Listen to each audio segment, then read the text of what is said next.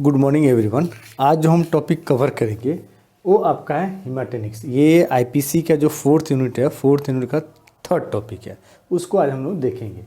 हीमाटेनिक्स जो है, देखो ये दो वर्ड का बना है, haem that means blood, haem that means आपका ब्लड।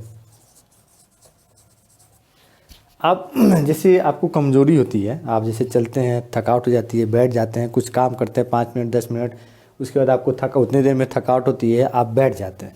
तो उसके बाद जब डॉक्टर के पास जाते हैं तो डॉक्टर क्या बोलते हैं, या डॉक्टर साहब क्या बोलते हैं कि हमें सर डॉक्टर साहब एक टॉनिक दे दीजिए। तो टॉनिक जो टिनिक वर्ड है, ये टॉनिक से है। टॉनिक का मतलब क्या होता है, जो हमें एनर्जी प्रोवाइड करे। मतलब जैसे आप टॉनिक दिया, डॉक्टर ने आपको टॉनिक दिया, आपने खाया, उसके बाद आपके क्या होगा, 2 दिन 3 दिन बाद आप देखेंगे आप में जो पहले थोड़े से काम करने के बाद आपको थकावट हो जाता था, या आप चल फिर नहीं पाते थे थोड़ी सी उसमें दिक्कत होती है, वो खाने के बाद जब से आपने टॉनिक लेना स्टार्ट किया तब से आपकी सब चीज़ें थोड़ी सी क्या हो गई, आपकी दूर हो गई। तो टॉनिक वर्ड आपका यहाँ से आया, तो ब्लड की टॉनिक, ठीक। हीमाटेनिक्स मीन्स ब्लड की टॉनिक। तो ऐसे एजेंट्स होते हैं that are use for the formation of blood. Blood के हमारे बॉडी में, एक्चुअल में हमारी जो बॉडी के अंदर ब्लड होती है, ब्लड का जो कंसंट्रेशन आपका अमाउंट है, हीमोग्लोबिन आपकी ब्लड में कितनी होनी चाहिए, जो हीमोग्लोबिन होती है ये 13.5 से लेकर 14.5 आपका होना चाहिए। आपकी जो आरबीसी होती है, आरबीसी होती है आपका 3.5 से लेकर 5.5 मिलियंस पर डेसीमीटर आपका क्यूब को, इतना क्वांटिटी आपके ब्लड के अंदर, आपकी बॉडी में इतनी ये सब चीज़ें होनी चाहिए, इतनी मिनिमम क्वांटिटी होनी चाहिए एक हेल्दी पर्सन में। इससे जब आपकी अमाउंट डिक्रीज हो जाती है, दोनों के केस में, हीमोग्लोबिन जब 13.5 मतलब 11 के आसपास आ जाए, आरबीसी की काउंट जब 3 या 3 से जब नीचे आ जाए, तो उस कंडीशंस को हम लोग बोलते हैं आपका एनीमियास। उसी चीज़ को ट्रीट करने के लिए, ठीक करने के लिए, मतलब ब्लड की जो डिक्रीज अमाउंट है हीमोग्लोबिन के, आरबीसी को, उसको उसके नॉर्मल वैल्यू पर लाने के लिए जिस ड्रग को हम यूज़ करते हैं, उसी ड्रग को बोलते हैं हम हीमाटेनिक्स बोलते हैं। और ऐसे कंडीशंस जिसमें हीमोग्लोबिन की अमाउंट कम हो जाए नॉर्मल से, आरबीसी की अमाउंट कम हो जाए नॉर्मल से, तो उस कंडीशंस को बोलते हैं हम एनीमियास। तो ये आपका है हीमाटेनिक्स है। एग्जाम्पल इसमें आयरन है, फोलिक एसिड है, ये सब इसके एग्जाम्पल है आपके।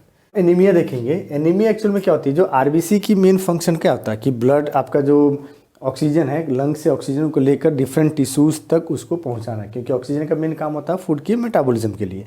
तो ये ऑक्सीजन को कैरी करता है एंड आपको कैरी करता है to the different body tissues, body parts तक इसको कैरी करता है।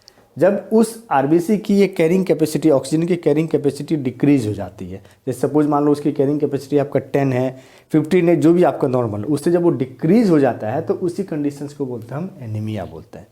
और ये कब होता है, एनीमिया कब हमारी बॉडी में होती है, तो मेन 3 रीजन होता है: blood loss, impaired RBC formation, increase destruction of RBC. मतलब कब कैपेसिटी हो, जब आपका कब डिक्रीज हो जाएगा, ऑक्सीजन कब कम क्वांटिटी में ले जाएगा, जब आइदर आरबीसी की या हीमोग्लोबिन की क्वांटिटी जब ब्लड में आपकी बॉडी में कम हो जाती है, तो अपने आप क्या हो जाएगा, ऑक्सीजन भी कम आपको टिश्यू में पहुंचेगा, तो उसी कंडीशंस को एनीमिया। तो ये 3 मेन रीजन होते हैं। ब्लड लॉस होती है, ठीक, बट आपका ब्लड जो फॉर्मेशन होती है, ब्लड लॉस बहुत ज़्यादा हो जाती है आपकी क्या नाम है, बॉडी से। दूसरा इम्पेयर्ड आरबीसी फॉर्मेशन, बॉडी हमारी क्या करती है, आरबीसी बनाती, खुद बनाती है। जो हमारे थाइज में आपके बोन मैरो है, उसी बोन मैरो में स्टेम सेल्स होता है जिसका काम होता है इस आरबीसी की फॉर्मेशन। तो आरबीसी आपकी फॉर्म नहीं कर पाए, रीजन उसका क्या है, अगेन 2 रीजन फर्दर है। पहली, iron, vitamin B12, folic acid deficiency. मतलब बॉडी में हमारे आरबीसी को फॉर्म करने के लिए जितने क्वांटिटी में आयरन चाहिए, विटामिन B12 चाहिए, फोलिक एसिड चाहिए, वो उतने अमाउंट में हमारी बॉडी में प्रेजेंट नहीं है। पहला रीजन ही होता है। दूसरा, जो बोन मैरो, जहाँ पर आपका ये बनता है, बोन मैरो की डिप्रेशन, जहाँ पर ये आपकी आरबीसी फॉर्म होती है, वो बोन मैरो पोर्शन होता है, उसका डिप्रेशन हो जाए, मतलब वो प्रॉपर्ली काम नहीं करे।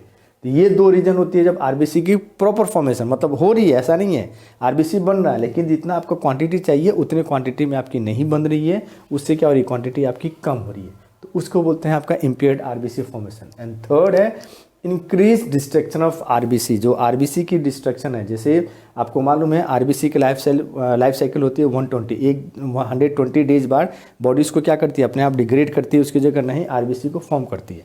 तो ये जो डिस्ट्रक्शन रेट है ये बढ़ जाए, रेट ऑफ फॉर्मेशन से ज़्यादा आपका रेट ऑफ डिस्ट्रक्शन हो जाए ड्यू टू एनी रीजन, तो रेट ऑफ डिस्ट्रक्शन जब बढ़ जाएगी तो इससे क्या होगा, ज़्यादा ब्लड की लॉस हो जाएगी, जो फॉर्मेशन होगी बहुत कम हो जाएगा, तो क्वांटिटी अपने आप क्या हो जाएगी, डिक्रीज होती है। इसी चीज़ को बोलते हैं हम एनीमिया बोलते हैं। तो ये 3 रीजन्स है, 3 कॉजेज है जिसके कारण एनीमिया आपकी कॉज होती है।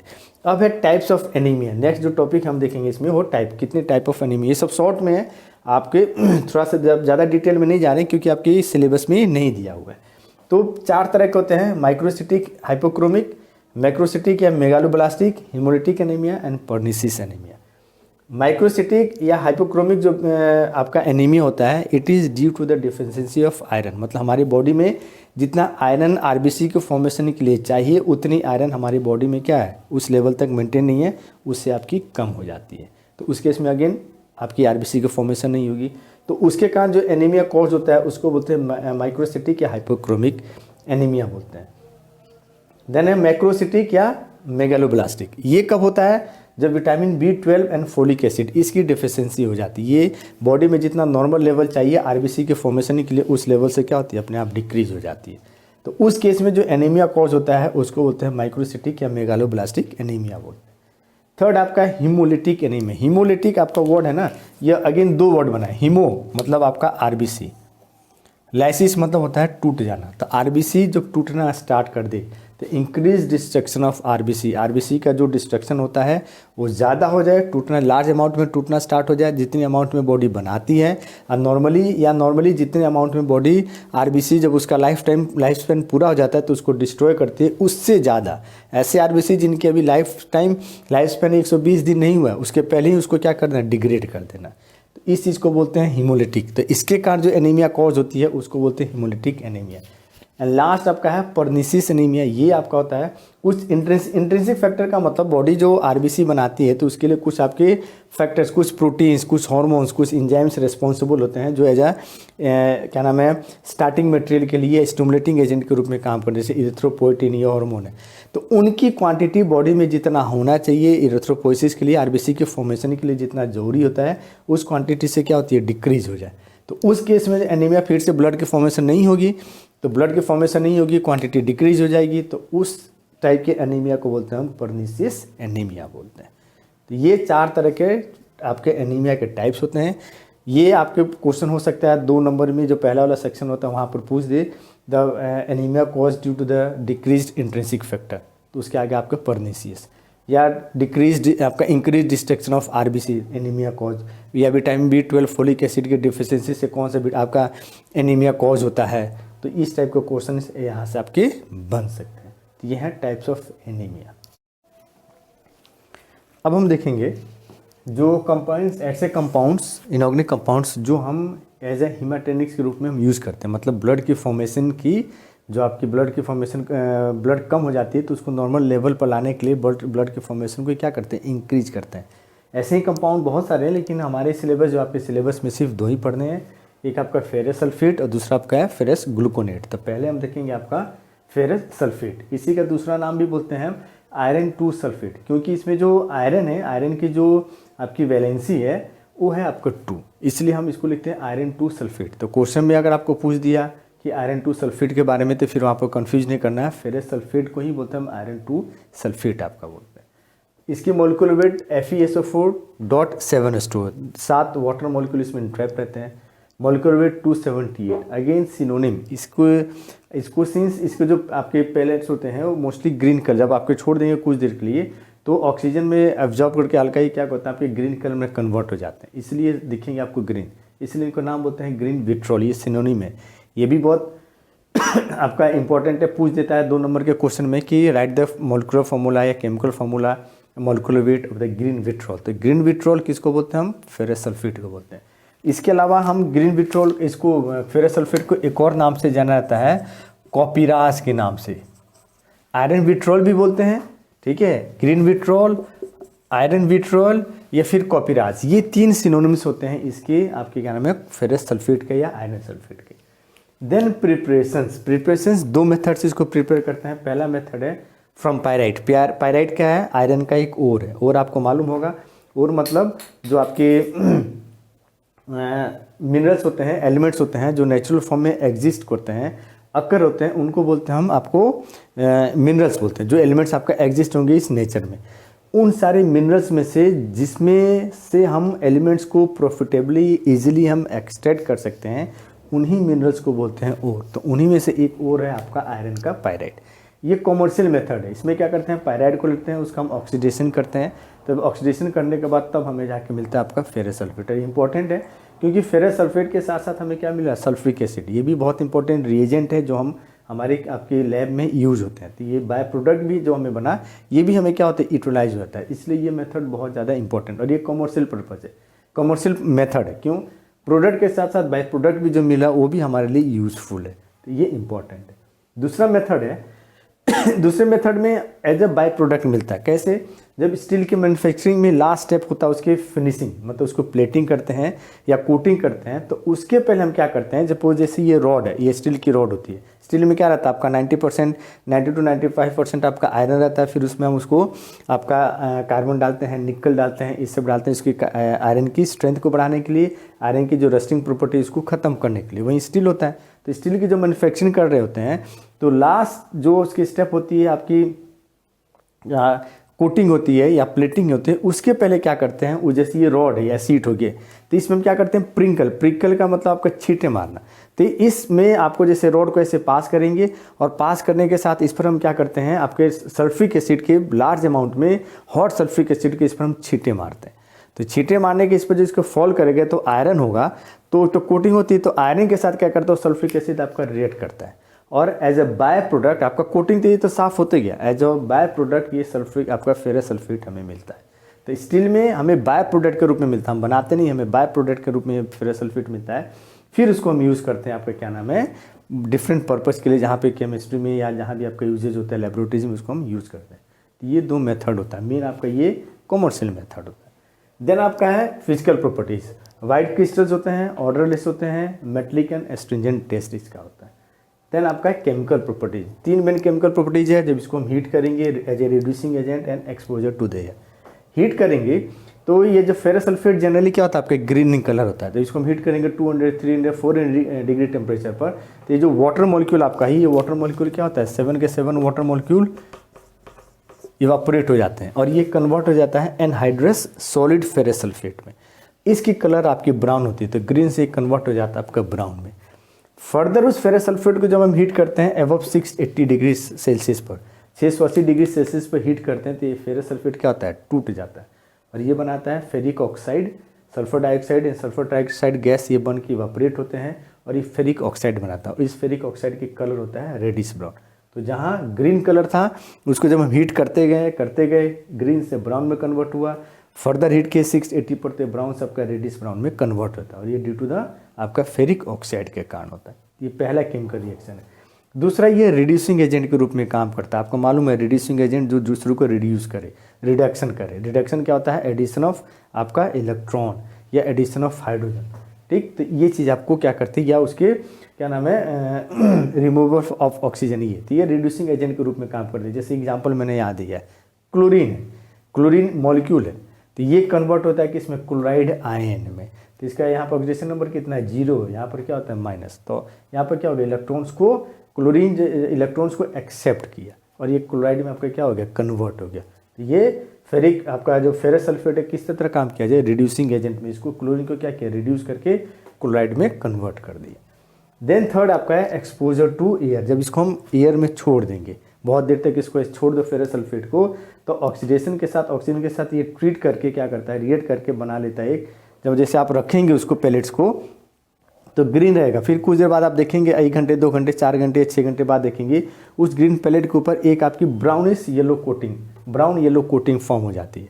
और ब्राउन येलो कोटिंग इसलिए फॉर्म होती है क्योंकि जो फेरस सल्फेट है ये आपका कन्वर्ट होता है फेरिक सल्फेट में, और साथ में फेरिक ऑक्साइड बना लेता है। और यही बनाने के बाद ऑक्सीजन के साथ ट्रीट होने में, यही बनाने के साथ, जैसे सपोज मान लो ये आपका आप ग्रीन कलर का आपका क्या, ये फेरस सल्फेट है, जब इसको ऑक्सीजन के साथ छोड़ देते हैं तो इसके ऊपर एक पतली सी इस टाइप की ब्राउन येलोइश आपकी कोटिंग हो जाता है। ये कोटिंग इसलिए होता है क्योंकि इसमें जो फेरस सल्फेट है ऑक्सीजन के साथ रिएक्ट करके फेरिक सल्फेट में कन्वर्ट होता है और साथ में आपका क्या बनता है, फेरिक ऑक्साइड। यही दोनों का एज ए मिक्सर जो ये होता है, ये एज ए मिक्सर आपका ब्राउन कलर की कोटिंग जो इसके ऊपर ऐसे कोटिंग के रूप में आपका प्रेजेंट हो जाता है। यही 3 इसके केमिकल प्रॉपर्टीज आपके। देन आपका SAF फेरस सल्फेट। ऐसे आपको पहले ही बताया, ऐसे का मतलब होता है जो कंपाउंड दिया गया है वो कंपाउंड सच में वही है तो फिर कितने अमाउंट में प्रेजेंट है। तो जिस मेथड से इस चीज़ को हम पता करते हैं, फाइंड आउट करते हैं, उसी चीज़ को हम बोलते हैं हम ऐसे। तो फेरस सल्फेट का जो हम ऐसे करते हैं वो based on the redox titration method. Redox आपको मालूम है 2 वर्ड का बना हुआ जो रिडॉक्स होता है, red plus ox, reduction and oxidation. Reduction आपका हो गया लॉस ऑफ आपका ऑक्सीजन, एडिशन ऑफ हाइड्रोजन या एडिशन ऑफ इलेक्ट्रॉन, उसको रिडक्शन बोलते हैं। ऑक्सीडेशन जस्ट उसका क्या होता है, उल्टा होता है। Oxidation addition of oxygen, removal of आपका क्या नाम है हाइड्रोजन या रिमूवल ऑफ आपका इलेक्ट्रॉन्स, तो उसी को बोलते हैं रिडॉक्स। तो ये रिडॉक्स टाइट्रेशन के ऊपर बेस्ड है। इसमें हम क्या करते हैं, क्या मेथड है, 0.5 ग्राम ऑफ फेरस सल्फेट लेंगे, उसमें 25 ml of dilute sulphuric acid को ऐड करेंगे एंड देन उसमें 25 ml of freshly boiled and cooled water, तुरंत ही पानी को बॉयल करके फिर कूल करके उस पानी को क्या करेंगे, इसमें डिजोल्व करेंगे। फिर आपका बन गया सॉल्यूशंस। ये सब चीज़ें हम लेंगे जो हमारी आपकी कॉनिकल जो फ्लास्क होती है, कॉनिकल फ्लास्क में ये सब चीज़ें हम लेते हैं आपका। ये सब सारी चीज़ें जितनी हैं ये सब चीज़ें इसमें हम ले लेंगे। उसके बाद फिर क्या करेंगे, हम ब्यूरेट को फिल करते हैं। जो आपकी ब्यूरेट होती है उसको हम फिल करते हैं आपका पोटेशियम परमैंगनेट 0.02, ये 0.02 मोलर पोटेशियम परमैंगनेट सोल्यूशन से इसको हम क्या करेंगे, आपको फिलअप करेंगे। अब आपको मालूम है पोटेशियम परमैंगनेट क्या है, एज ए खुद काम करता है आपका, उसका brown dark brown purple colour होता है। तो ये पोटेशियम परमैंगनेट आपने पढ़ा होगा एनालिसिस में, सेल्फ इंडिकेटर के रूप में काम करता है। आपने 3 तरह के इंडिकेटर पढ़ेंगे, self, internal and external. Self indicator मतलब टाइट्रेन या टाइट्रेन में से कोई एक जो खुद इंडिकेटर के रूप में काम करेगा, वो कलर चेंज करेगा। तो ये आपका पोटेशियम परमैंगनेट खुद ब्राउन आपका रेडिश ब्राउन कलर का होता है। तो ये जब इसका टाइट्रेशन करेंगे उस समय तक करेंगे जब तक कि पोटेशियम परमैंगनेट जो ब्राउन कलर होती है वो डिसअपीयर नहीं हो जाए, उस समय तक इसको हम क्या करेंगे, टाइट्रेट करेंगे। ये इसका कॉमन रिएक्शन आपका फेरस सल्फेट है, सल्फ्रिक एसिड है, पोटेशियम परमैंगनेट के साथ जब ट्रीट करते हैं तो ये potassium permanganate potassium sulphate, manganese sulphate और आयरन आपका फेरिक सल्फेट में कन्वर्ट हो जाता है। पोटेशियम परमैंगनेट के जो ब्राउन कलर होता है ना, वो ब्राउन कलर इसी के कारण, पोटेशियम ये जो होता है इसके कारण होता है। तो ये क्या हो गया, आपका टूट गया, तो इसलिए इसके ब्राउन कलर भी क्या होता है, आपका डिसअपीयर होना स्टार्ट हो जाता है। तो यही इसका रिएक्शंस है। अब जो ब्यूरेट में कितना हमें यूज़ हुआ, जो आपकी कितना पोटेशियम परमैंगनेट लगा इसको कलर को चेंज करने के लिए, उसके बेसिस पर हम इसको कन्वर्ट करते हैं। Each ml 1 ml of 0.02 molar potassium permanganate is equal to 27.802 milligram of ferrous sulphate. मतलब जितना सपोज 50 ml या 25 ml हमें अगर खर्च हुआ है इस पूरे टाइट्रेशन को करने के लिए, आपका कंप्लीट करने के लिए, तो उस 25 ml को हम क्या करेंगे, इससे मल्टीप्लाई कर देंगे। और जो आपका आंसर है इसका मतलब दिए हुए सैंपल में फेरस सल्फेट उतने अमाउंट में आपका प्रेजेंट है। तो जो भी ब्यूरेट की रीडिंग आएगी उसको हम क्या करेंगे, 27 से मल्टीप्लाई कर देंगे। मल्टीप्लाई करने के बाद जो भी आंसर आएगा वहीं, मतलब फेरस सल्फेट उतने क्वांटिटी में उस दिए हुए सैंपल में आपका प्रेजेंट होता है। ये इसका ऐसे आपका होता है फेरस सल्फेट का।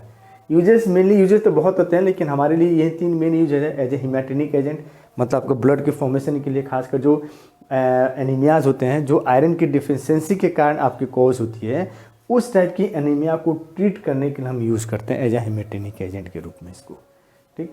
दूसरा मैन्युफैक्चरिंग ऑफ इंक होते हैं, खासकर जो आपके आयरन गोल्ड इंक होते हैं जो पेन में हम लिखते हैं, तो उसके लिए हम इसको यूज़ करते हैं इंक बनाने के लिए।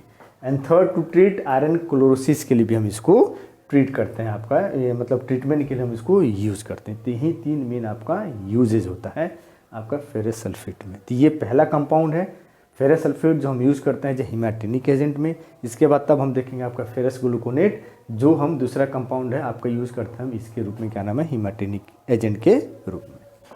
नेक्स्ट कंपाउंड जो हम यूज़ करते हैं इनऑर्गेनिक कंपाउंड, जो हिमैटेनिक के रूप में एनीमियाज को ठीक करने के लिए, ब्लड लॉस जो आपका ब्लड की काउंट होती है इसको नॉर्मल लेवल पर लाने के लिए जो हम यूज़ करते हैं, वो आपका है कंपाउंड फेरस ग्लूकोनेट। इसकी मोलिकुलर फार्मूला है नाम से ही ग्लूकोनेट ग्लूकोज, तो C12H22FeO14.7H2O, 7 वाटर मॉलिक्यूल भी इसमें इंट्रैप रहता है। Molecular weight 446। इसको सिनोनिम फेरुसी ग्लूकोनास के नाम से भी जानता है, फेरुसी ग्लूकोनास से होती है।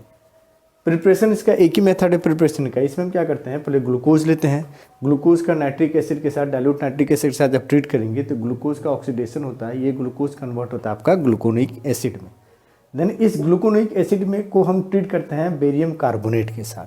ऐसा करेंगे तो वाटर मॉलिक्यूल और कार्बन डाइऑक्साइड रिलीज होता है आपका यहाँ पर रिलीज होगा, और ये ग्लूकोनिक एसिड कन्वर्ट होता है बेरियम ग्लूकोनेट में।